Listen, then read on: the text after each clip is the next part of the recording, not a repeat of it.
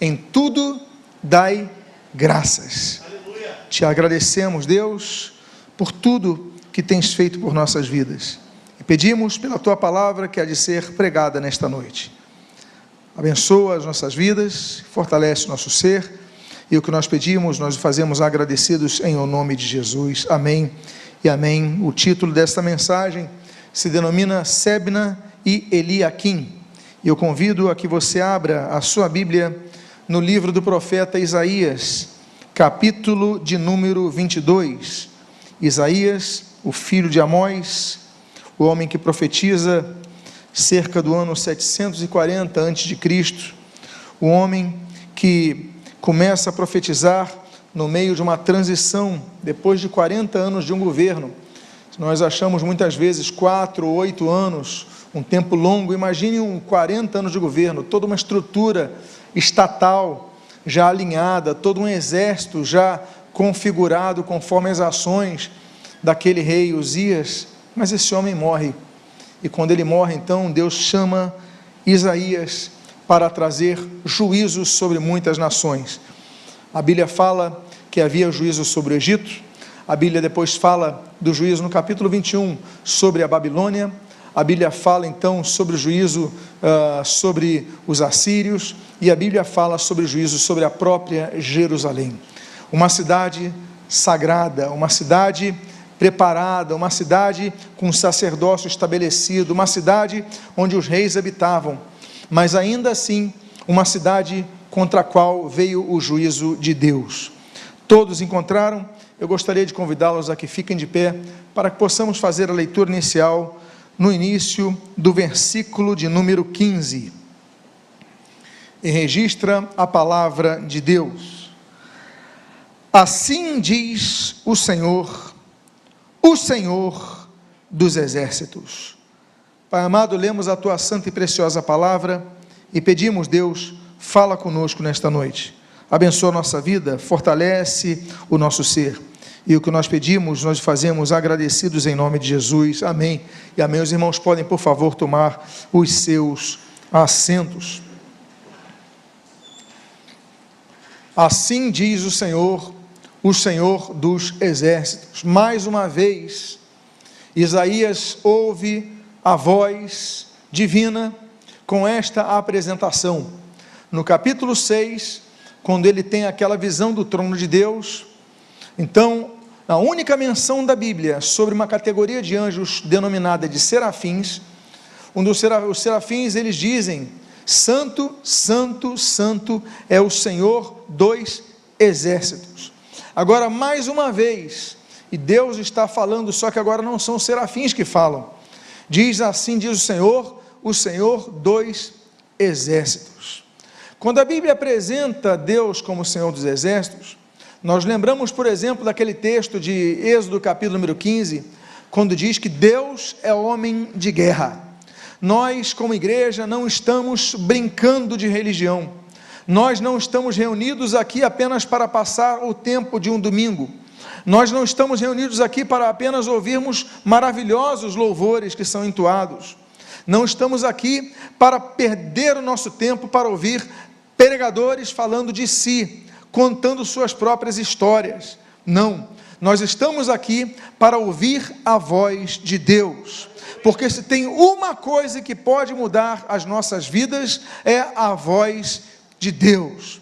E Deus então declara desde o início que Ele é homem de guerra, porque Deus é um Deus de guerra. Quando nós lemos ali em 2 Crônicas, capítulos número 14, o rei Asa clamando a Deus para que o ajudasse na batalha, Deus se manifesta e a batalha é vencida. Quando em 2 Crônicas nós vemos os exércitos de Senaqueribe rodeando Israel, Israel não tinha mais para quem acudir, a Bíblia diz que Deus envia o seu anjo e traz vitória naquela guerra. Por quê? Porque o Senhor é o Deus de guerra. Provérbios 21 diz que a vitória vem do Senhor. O proverbista, no Salmo 24, fala sobre o Senhor se envolver nas batalhas. Então, meus amados irmãos, nós temos o início dessa palavra contra Jerusalém, é que Deus é um Deus de guerra.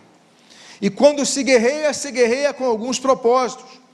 Uma guerra você visa mudar a conjuntura de um local, porque você foi agredido, porque você precisa daquele local. São basicamente dois os motivos. Alguém te atacou, você vai guerrear para manter o teu espaço, ou alguém está, então, você quer o espaço de outro, você vai fazer a guerra. Ou uma terceira possibilidade, atrocidades estão acontecendo, então exércitos se unem para tirar uma ditadura, tirar algo que está fazendo mal a pessoas. Existem vários motivos, mas o fato é que a nossa guerra não é uma guerra física. A Bíblia diz em Ezequiel que nossa batalha não é contra a carne ou sangue. A Bíblia fala em Efésios capítulo 6, dedica, mas contra o mundo espiritual. A Bíblia diz que nossa guerra não é contra corpo, contra a carne, contra a sangue, é uma realidade espiritual. Nós estamos em guerra espiritual. Desde a criação da humanidade, a humanidade está em guerra espiritual. Já o primeiro casal da história já está numa guerra espiritual, onde o pecado ali os vence. E como diz então Romanos capítulo 5, ele começa a ser projetado em toda a humanidade. Por quê? Porque nós estamos numa guerra, e uma guerra espiritual. Meus amados, a primeira declaração então que nós ouvimos é o papel da igreja, porque a igreja, ela segue o Deus que é o Deus dos exércitos. A igreja não é um clube onde você vai encontrar os amigos.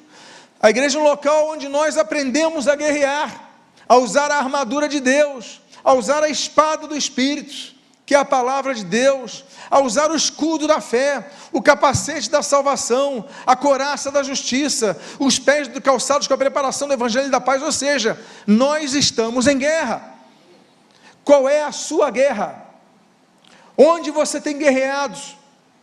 Uma igreja que não guerreia é uma igreja que finge ser igreja, porque a guerra existe, a realidade espiritual existe, pessoas estão morrendo, pessoas estão sendo tragadas por esse mundo, e a questão é o que a igreja tem feito. E a igreja, então, o texto continua, depois de nós lermos naquele início do versículo 15, assim diz o Senhor dos Exércitos, o texto continua dizendo: vá falar com esse administrador, com Sebna, o responsável pelo palácio. Sebna era o administrador do palácio, era o responsável do palácio, era o mordomo do palácio. Meus amados irmãos, a Bíblia diz que nós somos mordomos de várias coisas. Deuteronômio 8, por exemplo, diz que nós somos mordomos do nosso próprio dinheiro. Salmo 90, a Bíblia diz que nós somos mordomos do tempo, do nosso tempo, como nós administramos o nosso tempo.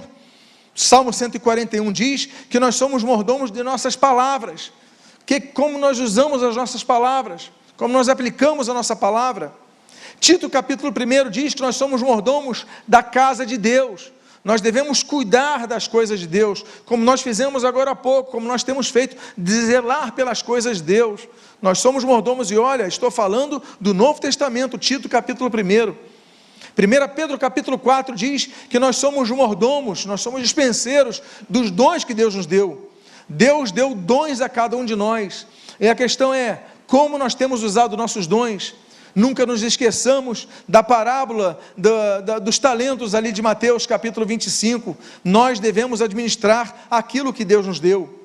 Esse homem tinha um cargo no palácio, esse homem se chamava Sebna, ele era o administrador do palácio, e se você for notar o texto em hebraico que foi colocado aí, Sebna significa vigor, Sebna significa força. Meus amados irmãos, esse homem, ele tinha um nome muito expressivo, vigor, mas ele recebe uma palavra dura da parte de Deus, porque ele não servia mais no palácio, ele não servia mais nas suas atribuições com seu vigor, ele desanimou, ele se cansou, ele não levava mais as coisas a sério, ele não procurava mais fazer mais nada por aquele trabalho, porque ele tinha um cargo, ele tinha função, ele tinha responsabilidade, mas ele não tinha resultados.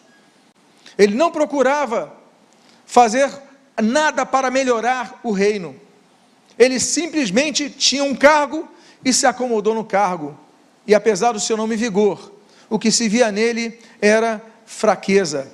Apesar do seu nome vigor, o que se via nele era desânimo. Apesar do seu nome ser vigor, o que se via nele era acomodação. Há muitas pessoas que exercem lideranças nas igrejas que estão como Sebna. São administradores do palácio, são mordomos do palácio, são dispenseiros do palácio. Eles têm funções na igreja, eles têm cargos na igreja, eles têm responsabilidades na igreja, mas se acomodaram, não fazem mais nada. Eu já toquei, já fiz meu papel. Eu já entrei na escala da introdutoria, já fiz meu papel. Eu já dei aula para as crianças, já fiz meu papel. E você então fica apenas com aquele cargo. Sebna tinha o cargo, Sebna tinha a função, mas ele não tinha vigor naquilo, ele não se aplicava naquilo. Quando a Bíblia fala dos dons espirituais, nós já citamos ali 1 Pedro capítulo 4, versículo número 10, mas nós devemos lembrar dos dons e talentos que Deus nos oferece, como aquele, por exemplo, de Romanos capítulo número 12, aquele que ensina, pois, esmere-se no fazê-lo. Se você ensina a palavra de Deus, você tem que se aplicar a ensinar com qualidade. Quando a Bíblia fala de Bezalel e Aholiabe, ali em Êxodo capítulo 35, a Bíblia diz que Deus lhe dá sabedoria e conhecimento, para que oferecesse a Deus o serviço com excelência, com primor, com cuidado, porque quando nós recebemos coisas de Deus, nós temos que devolver a Deus multiplicados. Não é isso que diz a parábola já citada dos talentos? O que recebeu um não podia enterrá-lo, tinha que devolver com pelo menos 2. O que recebeu 2, devolveu com 4. O que recebeu 5, devolveu com 10. Nós devemos devolver de maneira multiplicada as coisas de Deus. Se eu recebi um cargo na igreja, eu não posso me acomodar. Há pessoas que recebem um cargo e param ministerialmente, não querem fazer mais a igreja crescer, não fazem nada para a igreja crescer. Eles têm um cargo, mas o que eles têm feito? Sebna. Cadê o teu vigor? Sebna. Cadê o teu fruto? Sebna. E aí nós nos lembramos então, que nós devemos buscar do Senhor a força, porque o Senhor é a nossa força. A Bíblia continua no versículo número 15, indo para o 16, dizendo, e pergunte-lhe, ou seja, falou para Isaías, Isaías vai até Sebna, o mordomo, o administrador, e pergunte-lhe, o que você está fazendo aqui? Eu vou repetir, o que você está fazendo aqui, Sebna? Ou que parente você tem aqui, para que abra aqui uma sepultura para você, lavrando num lugar elevado a sua sepultura, escavando na rocha a sua própria morada? Sebna, o que você está fazendo aqui? A pergunta é, o que você está fazendo na igreja? As responsabilidades que você pegou, você abandonou? Você deixou de lado? Você já não mais se esmera no que você faz? Você vai tocando, tem o cargo, vai deixando outros fazerem? O que você está fazendo aqui? Liderança. O texto é claro. Quando nós lemos ali em Mateus, no capítulo 7, no versículo 22 em diante, a Bíblia diz, olha, muitos dirão, Senhor, Senhor, em teu nome profetizamos, em teu nome expulsamos demônios, em teu nome fizemos isso, aquilo, pregamos, cantamos, tocamos, evangelizamos, demos aula, em teu nome fizemos tudo isso. E Jesus então lhe dirá, de maneira veemente, apartai-vos de mim, não vos conheço. Eram pessoas que diziam, Senhor, Senhor, e em teu nome fizemos isso. Meus amados irmãos, o texto diz, em teu nome fizemos milagres. Milagres eram feitos, e Deus fala, não vos conheço. Quantas pessoas que exercem liderança, que trabalham nas obras ministeriais, nos setores ministeriais, a minha pergunta é, será que o Senhor os conhece? Não falo em relação à onipotência, à onipresença, à onisciência de Deus, que conhece todas as coisas, seu Espírito prescruta o mais profundo do nosso coração, não estou falando nisso. Eu falo, será que Ele vos conhece como sendo filhos dEle?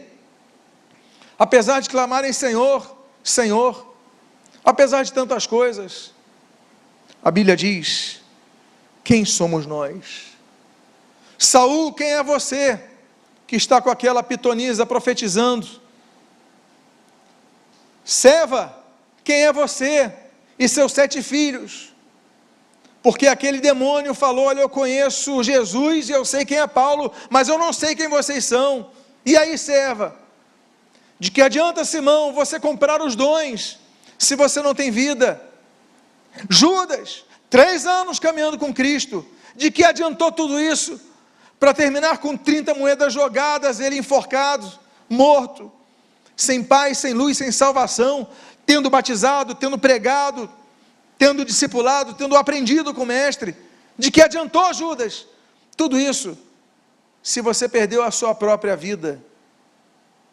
Sebna representa pessoas que estão na igreja, mas não têm desenvolvido nada, só tem aparência, só tem cargo, só tem função.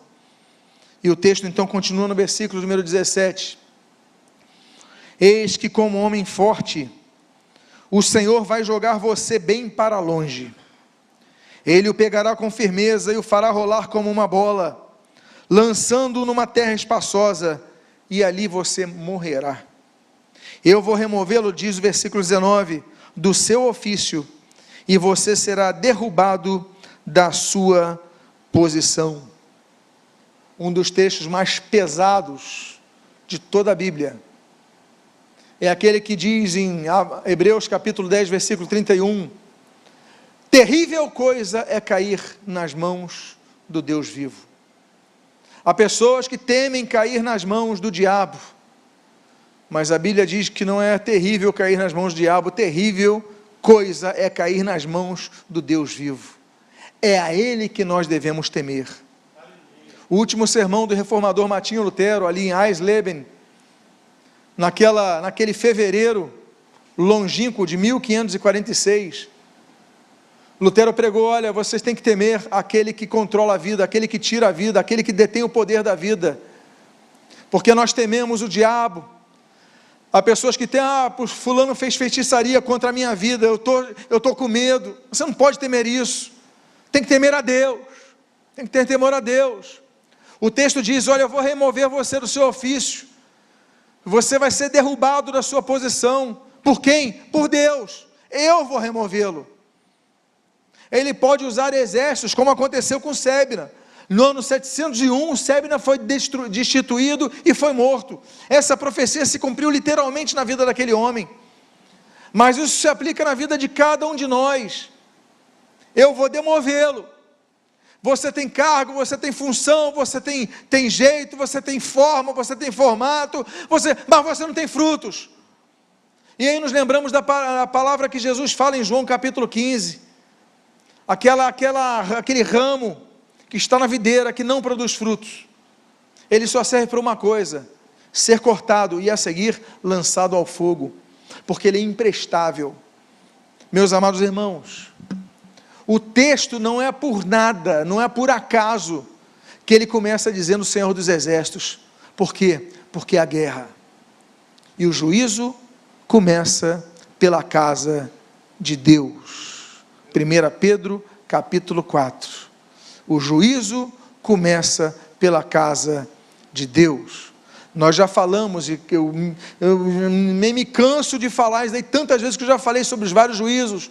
O juízo contra os anjos, 1 Coríntios capítulo 6, versículo 2, o juízo contra o mundo, 1 Coríntios capítulo 6, versículo 3, o juízo contra Israel, Ezequiel capítulo 20, o juízo contra as nações da terra, Mateus capítulo 25, o juízo contra o diabo, Apocalipse capítulo 20, versículo 10, o juízo do trono grande, do trono branco, o juízo final em Apocalipse capítulo 20, versículos 11 a 14, já falei sobre isso várias vezes, sobre os vários juízos, mas o juízo começa pela casa de Deus. Deus não poupa os que estão na sua casa. Nós sabemos que nenhuma condenação há para os que estão em Cristo Jesus. A Bíblia fala sobre isso, Romanos capítulo 8, versículo 1. Mas aqueles que estão em Cristo Jesus, não aqueles que estavam, ou não aqueles que fingem estar, mas aqueles que estão. Por isso que a Bíblia diz, o Senhor Jesus é muito claro. Lucas capítulo 12, versículo 48, ele diz: olha, a quem muito lhe é dado, muito lhe será o quê? Cobrado. E então o versículo 18, na sua continuidade, traz mais uma terrível consequência à vida de Sébina. E o Senhor diz: e ali acabarão os carros da sua glória, Sébina, pois você é a vergonha da casa do seu Senhor. A Bíblia diz, em Mateus capítulo 18, no versículo 7, olha, escândalos acontecem, escândalos ocorrem na igreja, isso é um fato, o Senhor Jesus fala que é um fato, mas ele termina a frase dizendo o seguinte: mas, vírgula, ai daquele por quem vêm os escândalos, a quem muito é dado, muito lhe será cobrado. Esse homem tinha carros da glória, eu não sei como Sébina se desfilava, mas ele andava com carros de glória. Ele falou: olha, ali acabarão os carros da sua glória, porque você é a vergonha da casa do seu Senhor. De Deus não se zomba. Gálatas capítulo 6, versículo 7. De Deus não se zomba. Não se zomba de Deus. Agora, quando Deus estabelece o juízo sobre Sébina, o versículo número 20, no seu início, também estabelece o seu substituto. E a Bíblia diz nesse texto: naquele dia chamarei a meu servo Eliaquim. É interessante notar que a palavra Eliaquim, como está aí no hebraico, significa Deus levanta. Deus levanta pessoas novas para novas funções, ou para as funções substitutivas. Deus levanta. Gênesis 9, Deus levantou Noé para pregar o juízo sobre o mundo e a possibilidade do arrependimento. Deus, Gênesis 12, levantou Abraão para ir a uma terra que desconhecia. Êxodo capítulo 3 diz que Deus levantou Moisés para ir até Faraó para libertar o povo. Josué capítulo 1 diz que Deus levantou Josué para entrar com o povo na terra prometida. Juízes capítulo 4 fala que Deus levantou Gideão para trazer libertação ao povo daquela escravidão de anos. Deus é um Deus que levanta pessoas para cumprirem o que outros não cumpriram. Sébina foi reprovado, Sébina seria tirado do seu cargo, mas Deus fala para ele: olha, Sébina, vou te levar para longe, onde você vai morrer, você vai perder o teu carro da glória, você vai ser substituído, eu vou chamar o meu servo Eliaquim. Nota bene, um era o administrador, o outro era servo, podia ser os dois, mas não era, ele era só administrador. Agora o qualificativo que Deus expõe é: e agora eu naquele dia chamarei a meu servo Eliaquim. Deus levanta, chamarei a meu servo. Eliaquim não tinha cargo, Eliaquim não tinha ofício, Eliaquim não, quem era Eliaquim? O que ele era meu servo. Deus está à procura de servos, Deus procura pessoas que o sirvam. Há pessoas que são filhas de Deus, mas não são servas de Deus. E o que Deus espera é que nós sejamos servos, não apenas filhos. Sirva com o que Deus tem lhe dado. Agora, sirva com zelo na casa de Deus, sirva com zelo os dons que Deus lhe deu, sirva com Deus aquilo que Deus, a porta que Deus colocou. E se Deus te colocou no palácio como Sébina, sirva com excelência ali, como fez Daniel, como fez José, como fizeram tantos outros. E ali, meus amados irmãos, a Bíblia diz: naquele dia chamarei a meu servo Eliaquim. E continua o texto dizendo: filho de Ilquias. Por que eu coloquei o termo hebraico Ilquias? Ilquias significa a minha porção, pertence a mim, ele é meu servo e é filho daquele que me pertence. Meus amados irmãos, nós temos que ter duas coisas em vistas. Diante do Senhor, nós devemos ser filhos de Deus, e como eu já falei aqui, nós devemos ser servos de Deus. Não apenas filhos, mas servos. Mas não apenas servos, mas também filhos. Não sei se você entende, mas muitos estão servindo na casa de Deus e não são filhos de Deus. Qualquer pessoa pode entrar aqui com habilidade e nos enganar e começar a tocar. A pessoa toca muito bem, a pessoa prega muito bem, engana a todos nós, mas não tem nenhuma vida com Deus. Serve a Deus no culto, mas não é filho de Deus. Então, se por um lado devemos ser filhos, mas também servos, por outro lado devemos ser servos, mas também Ilquias, filhos de Deus, porque a nossa porção é o Senhor. É o mais importante que nós que servimos a Deus temos que ter, é o Senhor em nossas vidas. A cada dia nós vamos ouvindo não apenas escândalos nas lideranças das igrejas, mas no meio do louvor. Tem tido uma sequência, e nós falamos, meu Deus, as pessoas estão nos púlpitos, as pessoas estão tocando, as pessoas estão ministrando, mas não tem vida contigo, exercem o serviço, mas não tem vida. Sebna, eu vou retirar o carro da sua glória, Deus vai trazer juízo.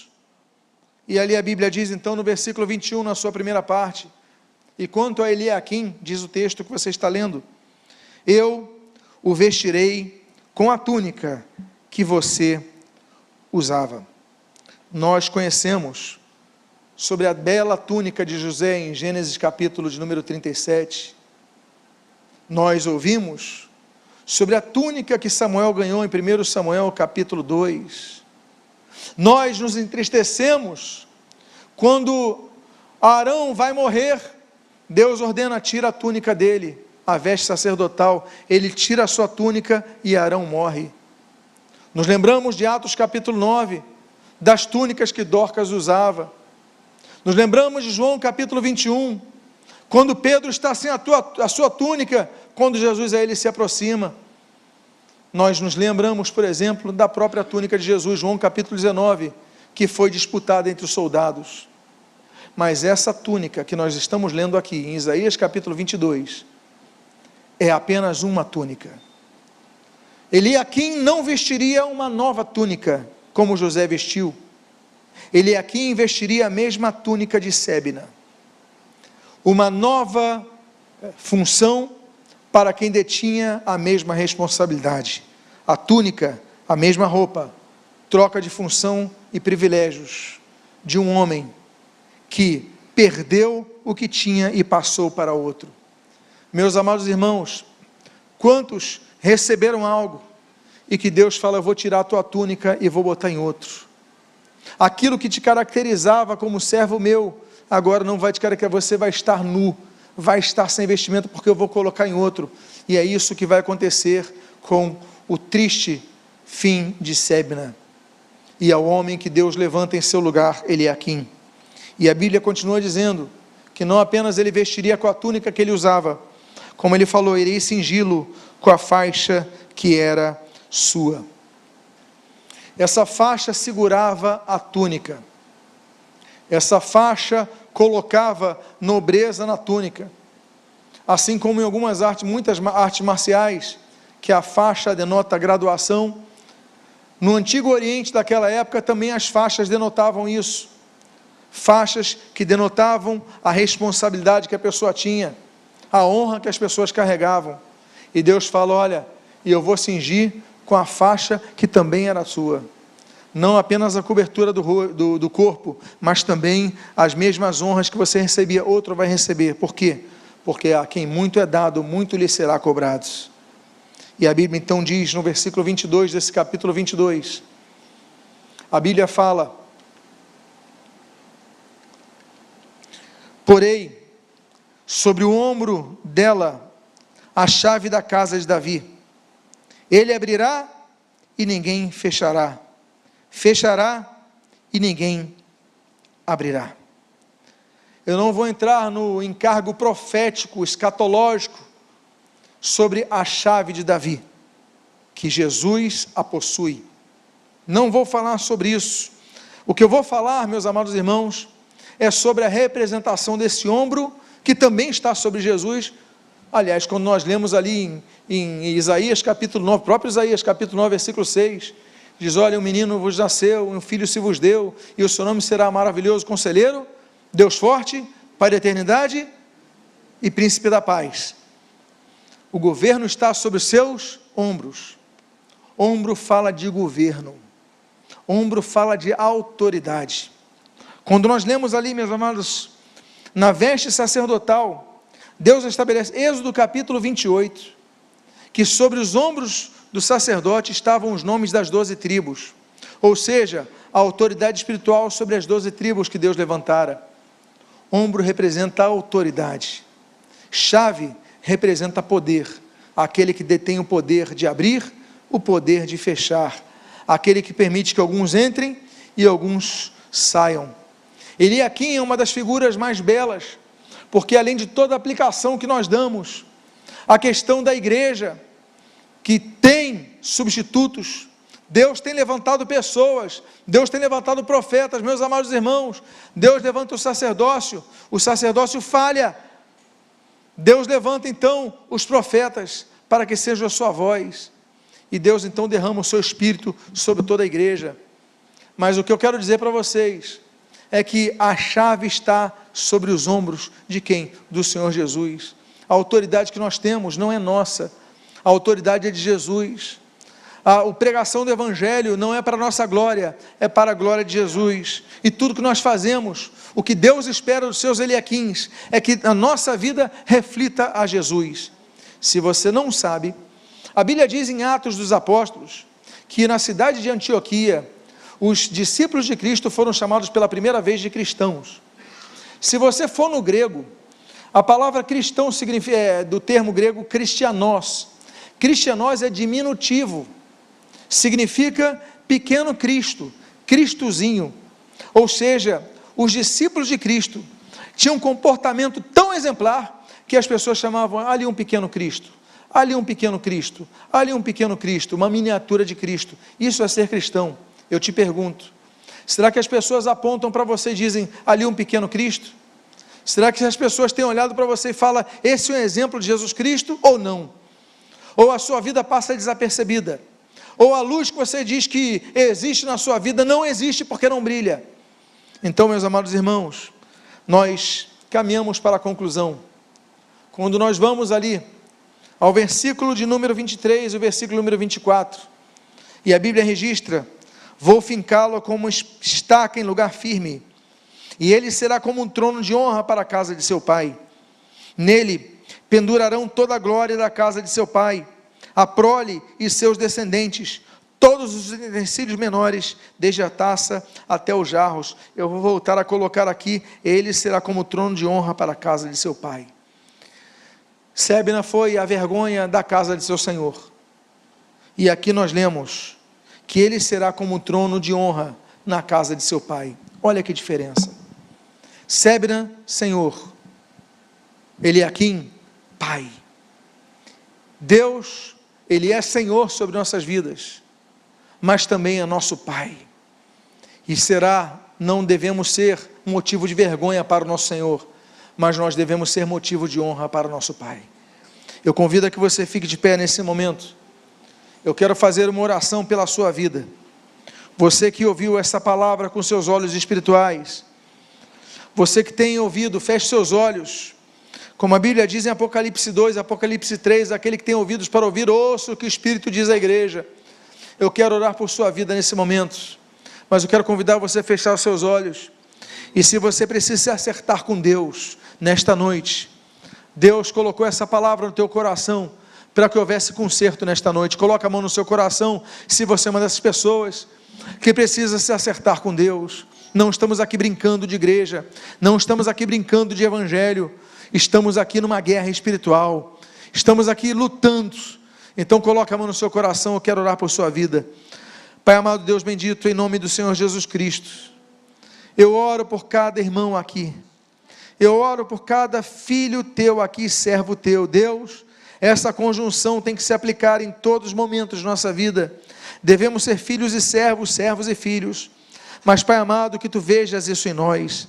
Perdoa-nos, Pai, se temos exercido as funções que nós recebemos de maneira displicente, se nós temos recebido as funções que nós recebemos de uma maneira, Senhor, apenas nos conformando com nossos cargos. Queremos mais do que isso, queremos produzir frutos para a Tua igreja, queremos gerar crescimento na Tua igreja, fortalecimento da Tua igreja, e salvação àqueles que não estão na igreja.